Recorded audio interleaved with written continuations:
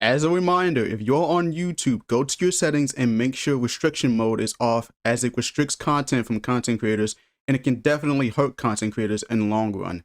Also, be sure to check out my shorts channel, Starter Protagonist, if you want to see some of my best shorts on there. So be sure to check it out and make sure you subscribe there. So, Rouge the Bat, a character that every Sonic fan is familiar with since 2001. She's the femme fatale, the seductress, a bat with feminine charms, the female counterpart of Knuckles. She's been a fan favorite character in the Sonic franchise since the Adventure 2 days, from her design to her charms, her demeanor, as well as her big personality. I was first introduced to this seductive bat in Sonic X back in 2009. This was when I was slowly getting into the Sonic franchise. I was 8 to 9 years old back then, and I didn't bat an eye about her boobs or when the saxophone plays every time she has her screen time. And as time goes by, I've been getting more and more into Sonic, to the point where I became a hardcore fan. And Rouge the Bat ended up becoming my favorite female Sonic character, right next to Blaze the Cat. But throughout 2017 and onwards, her writing, voice, and especially design has had a major downfall. All of this has to do with SEGA, almost like they're trying to make her less sexy and more kid-friendly nowadays. And with the upcoming Sonic Racing Crossworlds, at least for those who haven't purchased the Digital Deluxe Edition, they're doubling down on this approach. But what they've really done was ruined Rouge the Bat. And I have to ask, why? Like, if she wasn't a major problem, then why the sudden changes? What's up with how she sounds nowadays? And was the recent redesign really necessary? There's a lot of wrong in Rouge's character when it comes to these sudden changes, and I'm going to explain it the best that I can. I'll be going through all three of these aspects: the writing, the voice direction, and last but not least, the design. So let's talk about Rouge and why SEGA ruined her. It's important to note that what makes a good character is good writing, and for Rouge, she has some remarkable character development. Making her debut in Sonic Adventure 2, Rouge is a jewel thief and she loves treasure, as she tries to steal the Master Emerald from Knuckles. This is where the rivalry began. While Knuckles is all about brute force, Rouge is all about stealth, and while Knuckles uses his fists, Rouge prefers to use her kicks. I'll explain more on their dynamic later, but during the story, we will learn a bit more about Rouge. She's actually a spy sent by Gun to gather information on Dr. Eggman. She would offer a Chaos Emerald in exchange for the working alongside the Mad Scientist and Shadow the Hedgehog. At the time, the two were pretty distant towards each other, as they rarely interacted with each other. That is until Rouge would find herself trapped in Security Hall with 3 Chaos Emeralds and a time bomb set to go off, and Shadow immediately uses Chaos Control to teleport the two along with the Emeralds. Despite Shadow claiming that he only came back for the Emeralds, Rouge knows deep down that he has some compassion in him. And going back to her and Knuckles, when the two ran into each other and would duke it out, Rouge tripped and fell while above a pool of lava, but Knuckles saved her in time. And when Knuckles apologized before heading out with a restored Master Emerald, Rouge looked back with a smile towards him, indicating that she's willing to show more of her true self. Rouge may have her selfish tendencies, but she has a heart. Treasure can be her top priority, but she's willing to help her friends out in need, and that will continue in Sonic Heroes. When Rouge broke into one of Eggman's bases to find the secret treasure, she ended up finding Shadow, who survived the fall after defeating the Bio Lizard. There we would also meet E123 Omega, a robot created by Eggman, but was sealed away and wants revenge against the Doctor, with Shadow having amnesia and not remembering what happened or his past. So Rouge does not hesitate in bringing the two together, forming Team Dark once and for all. But what really drives it home was how well written she was in Sonic 06. When Omega tells Shadow that he was the one who defeated him, Shadow was completely shocked. He thought that the world would turn on him in the future. But Rouge vows that even if Shadow believes that the world will turn on him, she'll always be by his side, which was a very powerful line. Even if you believe everyone in the world will be against you, know that I'll always remain by your side. Remember that.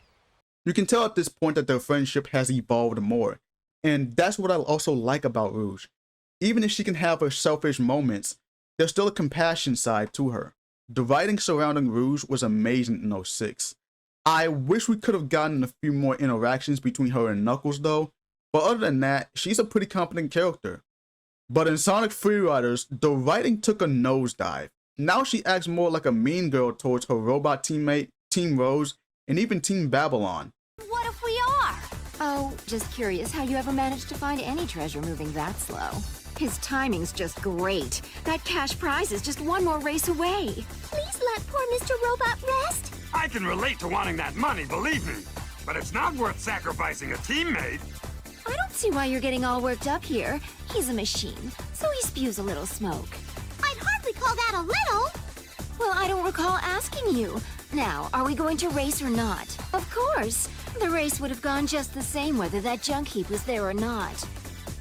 That's a terrible thing to say about your own teammate. The race is over. We're not teammates anymore, kid.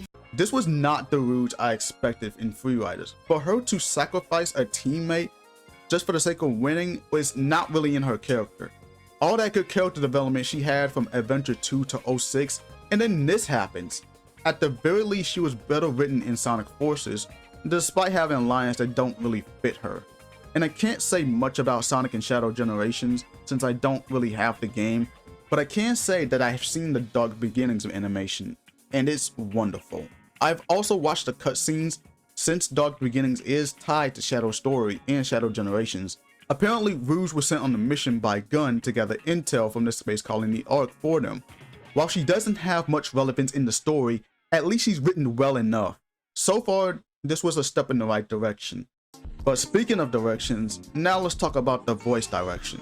From 2001 to now, Rouge has a total of 4 English voice actresses, the first of which was Lonnie Manella, voicing her from 2001 to 2004.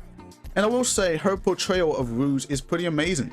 I enjoy the way Rouge sounds in both Adventure 2 and Heroes. Now you two make up so we can start looking for Eggman together. Oh yeah, baby, this makes us a team.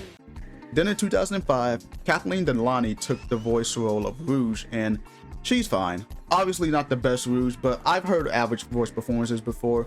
I think what threw me off a bit was the way they made her sound a bit older, specifically in Sonic X.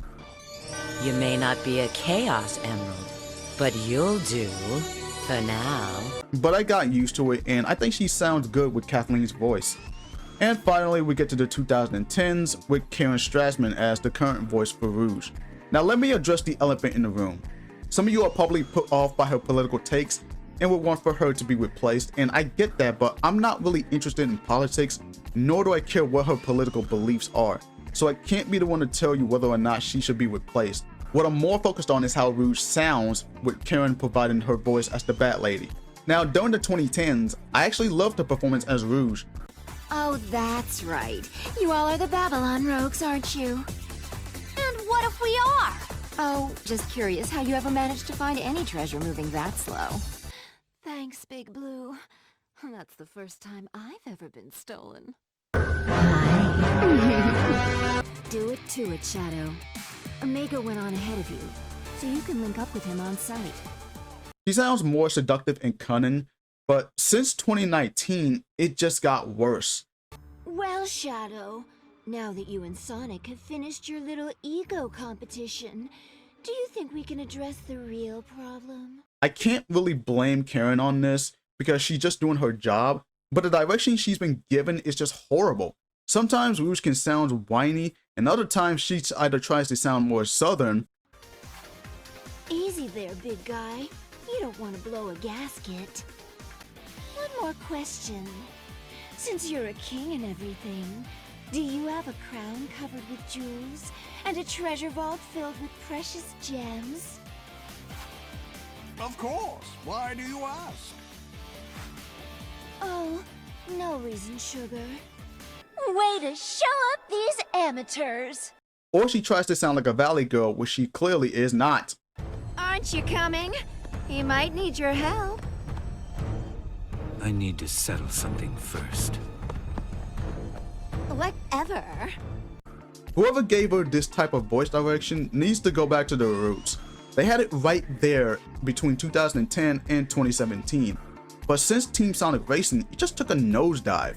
At the very least, Rouge sounds a lot better in both Tokyo 2020 and the Dark Beginnings animation. But I did say 4 voice actresses, and the 4th one is Kazumi Evans. But she's only voiced in Sonic Prime.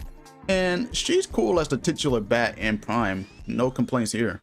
Well, I have a hunch. You see, I've been searching for years for a super rare and shiny gem called the Paradox Prism. Now it's time to talk about what you've all been waiting for, which is her design. Rouge has quite the amount of redesigns ever since she was introduced. When you look at her original design, I say she looks perfect. The white and pink boots with the black bodysuit with the pink heart-shaped chest plate, the tan skin, and yes, her boobs too.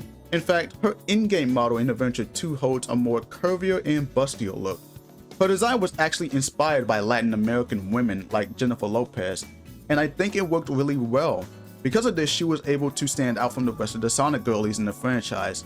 Though whoever was in charge of creating Rouge's alternate outfits in Adventure 2 had to be horny for the flirtatious Bat.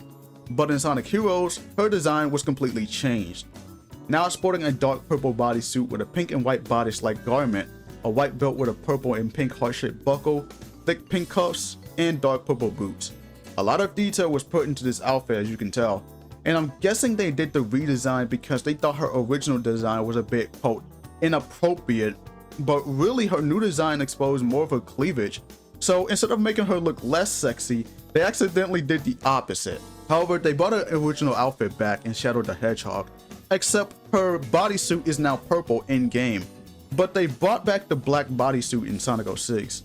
And in the Rider series along with Tokyo 2020, she will wear a black sports top with black belt bottom pants that have Hawaiian designs on them. Needless to say, they really tried to make her look more sexy with that fit. And not to sound perverted here, but was her boobs that big in Tokyo 2020? Good lord. I guess with that kind of sports fit, it can make her boobs look a little bigger, but god damn it, this girl also has jiggle physics in Tokyo 2020, god damn. But besides that, some of her artwork really loves showcasing that cleavage of hers, even in Sochi 2014. In fact, if you saw some of the artwork of Rouge from the Sonic channel, you'll know just how suggestive it can be, but not in a bad way. The way I see it's more of a comedic type of approach, giving her exaggerated proportions in some artwork, but it works well with how she's designed. I mean, she's literally a bat with titties, yet no one has ever, quote, batted an eye about her design. The only thing I wish they would have kept was that sweet tan skin of hers. But other than that, Rouge's design stayed consistent for the most part. So for SEGA to censor her to the ground was an extremely overreaction in my opinion. When Sonic and Shadow Generations came out, people noticed the changes in Rouge's design. Her chest plate now covers up her cleavage, her bust size has been nerfed, and her bodysuit has been pulled up with her wings clipping through it. This whole redesign makes no sense. Her wings are meant to be exposed and her boobs were a part of her character. If SEGA really reduced her bust size because of how, quote, inappropriate it is, then that just sets a bad message that big boobs are considered, quote, sexual. Boobs are part of a woman's body. Women have boobs and they can't control it. When it comes to fictional content, a woman can have a really large bust size but can still be deemed innocent and cute. And you can argue that this isn't a big deal and it's just a minor change, but if it's not a big deal and is a minor change, then why change it at all? I think it's quite obvious that they did this due to the franchise fully hitting mainstream. After the global success of the Sonic movies, SEGA probably wanted the franchise to be more marketable, seeing that a lot of kids have been introduced to Sonic thanks to the movies. And considering that Rouge got a role in Sonic Prime with a new look, I can only imagine that SEGA did this to appeal more to kids. Now some may see this as a good thing, but it's just as ridiculous as the censorship in Fortnite. I think what people fail to understand is that the older kids get, the smarter they get as well. They know when they're being talked down and want to be treated as young adults. The Sonic series has always had a bit of edge, and even with the 90s and 2000s kids, there were no complaints about Rouge's design and how she was portrayed back then. But we're living in a time where now everything that has a small ounce of fan service has to be censored. Either to, quote, show respect to women, which is a brain dead and sexist reason, or to, quote, protect the kids, which in my opinion is just an excuse and a way to shield themselves from criticism. And unfortunately, the diamond in the rough also became a victim of censorship. Now I would say that hopefully SEGA will go back to how Rouge really looked and sound, but at this point, I don't think it'll happen anytime soon. She's a shadow of her former self, and it's unfortunate because she was my favorite female Sonic character alongside Blaze. From her design to her demeanor, the uniqueness, her personality, just everything about her. If they were trying to go for a change, they could have at least given her something that has a balance to it. something similar to her Sonic Heroes look.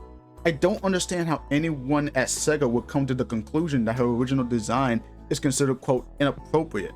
Rouge was meant to be the femme fatale, the sexy seductress, the lady that can get what she wants by using her charms. But now all of that has gone, and no amount of explanations will ever get people convinced. I do hope they go back to the roots one day and actually make her look appealing again. But I think I said my piece here. Tell me what you all think in the comment section below. The next video will finally be my review on the King of Fighters 14. But until then, this is the Protagonist signing out. As always, Goki Genyo, and have a star-tastic day, everyone. If you enjoyed today's video, then be sure to like, comment, subscribe, and turn those notifications on to join the Star Nation. Also, be sure to follow my Twitter, and while you're at it, check out my previous video. Now.